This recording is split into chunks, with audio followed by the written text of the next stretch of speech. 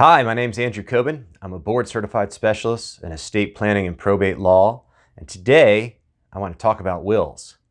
So not the sexiest subject in the world, but wills are very important. And I think there's a lot of misconceptions about wills, and hopefully by the end of this video, you have a better understanding of them. So what is a will? Well, a will is your directive about settling your estate, but only certain portions of your estate. Okay, so a will is going to govern those assets that are titled in your name and don't have a beneficiary designation associated with it, or aren't jointly owned with right of survivorship, or have a transferable or payable on death designation. All right, so the will is going to control how property is transferred that is titled in your name, and it's going to direct it to those heirs. Now, it's going to do a couple of other things as well. So in winding up your estate, not only are we concerned about how the property is going to be distributed, we also need to take care of all of the obligations that are out there. So just because you die, it doesn't mean that your debts are absolved. We still have to pay those final hospital bills, credit card bills, liens that are on your property. Those things still need to be accounted for. So the will is going to appoint or going to name an executor, and your executor is the personal representative of the estate.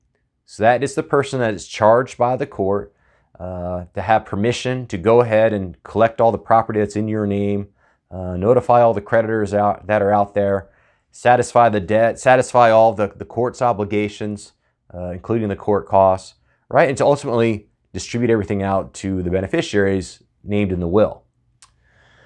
The other thing to know about a will is that it's only going to govern those things that are titled in your name, so it's not going to govern things like a life insurance policy or retirement account, right? Those assets are going to transfer or be paid out to those heirs that are named in the beneficiary designations.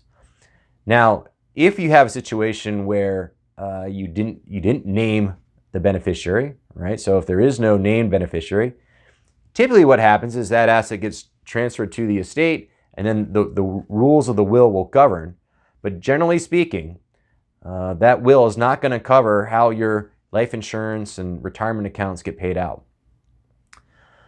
A couple other things that the will does as well. So one is that if you have minor children, you can nominate in your will who you would want to be the guardian to care for those minor children once you're gone. The other thing is that, generally speaking, your executor has to be bonded.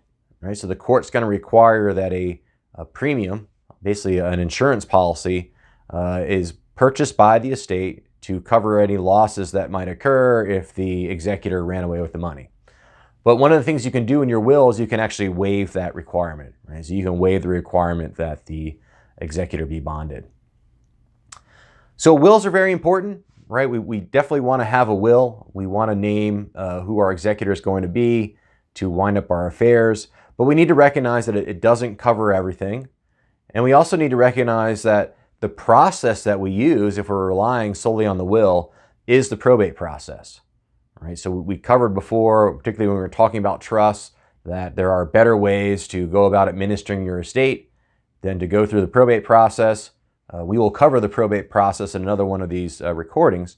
But recognize that if we are using the will, then by and large, we are relying on that probate process to wind up our estate. And that may be less than ideal.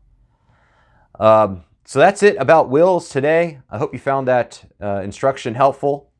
Hope you know a little bit more now coming out of this recording, recognizing what a will does and particularly what it doesn't do. And also, the importance of having a will. And that's no matter what type of estate plan that you have, you're going to have a will as part of it. Even if we are relying on a living trust, we will have the will as a backup. So that's it for today. Thanks for joining us, and look forward to seeing you next time. If you liked what you heard today and found it as fascinating as I do, feel free to share it with a friend by clicking on the link below. Or if you'd like to learn more or speak with one of our qualified estate attorneys, visit us on the web at ncestateplanning.com. Thanks again for joining us, and look forward to seeing you again soon.